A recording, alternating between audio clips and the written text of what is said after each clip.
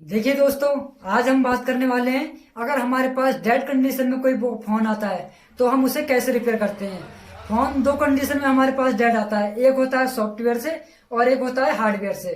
ठीक है, तो मैं आज आपके लिए बताऊंगा हार्डवेयर के बारे में। अगर हमारे पास हार्डवेयर से संबंधित कोई फोन आता है तो देखिए, मैं आज आपके लिए आईसी की पहचान बताता हूँ और बताता हूँ कि आईसी हमें कैसे चेक करनी है। आप मेरे चैनल पे बने रहिए और पूरा वीडियो देखिए, जिससे कि आपके लिए प्रॉपर तरीके से समझ में आ जाए। मैंने ये एक डायग्राम बना रखा है, शायद आपको समझ में नहीं आया कि ये क्या बनाया है, तो मैं आपके लिए पूरे अच्छे से बहुत बारीकी से समझाता हूँ कि ये क्या क्या बनाया है मैंने।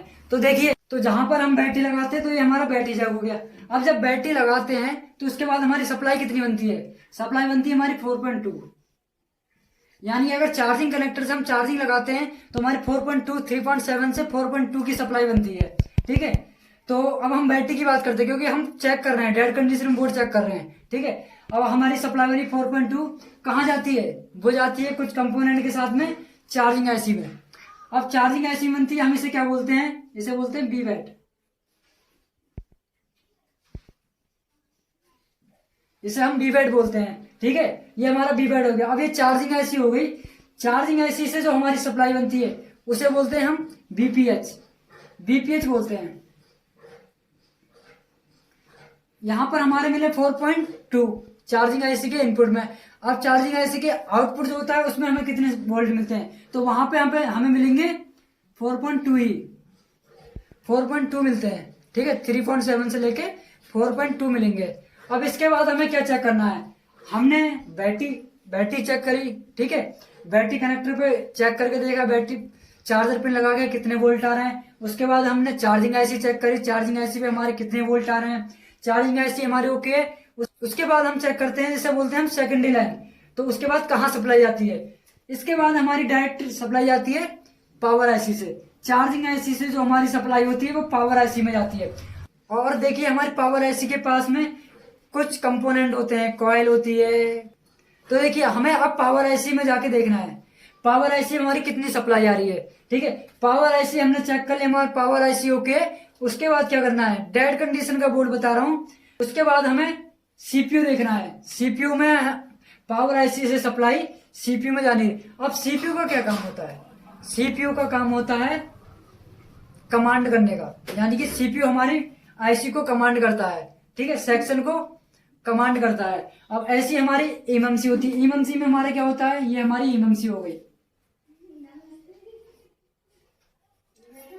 यानी कि अगर हमारा डाटा सिक्योर है, यानी डाटा हमारा ओके है, तो हमारे एमएमसी काम करेगी। अगर एमएमसी खराब होती है फिर भी हमारा फोन डेड हो जाता है। अब हमारी बैटरी जैक ओके है, चार्जिंग आईसी भी ओके है, पावर आईसी भी ओके है, उसके बाद सीपीयू भी ओके है। ठीक है, फिर हमने एमएमसी देखा। एमएमसी भी अगर ओके है तो एक हमारा आता है क्रिस्टल। क्रिस्टल आता है, जो मैंने इससे अगले वीडियो में बताया क्रिस्टल के बारे में प्रॉपर तरीके से। ठीक है, तो क्रिस्टल अगर खराब होता है तो हमारा फोन फिर भी बंद हो जाता है। ठीक है, अब होता क्या है?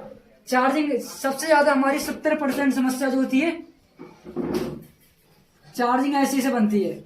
यानी जो प्राइमरी हमारी लाइन होती है, यहां से यहां तक की 70% समस्या हमारा डेड फोन यहीं से होता है। बाकी अगर जब पावर आईसी की बात आती है तो जो हमारा 30% होता है तो भाई रिपेयर नहीं कर पाते। कुछ भाई लोग जो होते हैं रिपेयर नहीं कर पाते हैं इसके लिए। जो हमारा 30% इसके आगे का रहता है, 70% का होता है तो ओके कर देते हैं। लेकिन जब पावर चार्जिंग आईसी से आगे की बात करते हैं, बीपीएच जहां से बनता है हमारा, रिपेयर नहीं कर पाते हैं। तो होता क्या है, मैं आपके लिए एक छोटी सी जानकारी में आपके लिए समझाता हूँ कि हमें बैटरी जैक जो हमारा होता है, जहां पे बैटरी लगाते हैं वहां पे हमें पहले बैटरी चेक करनी है।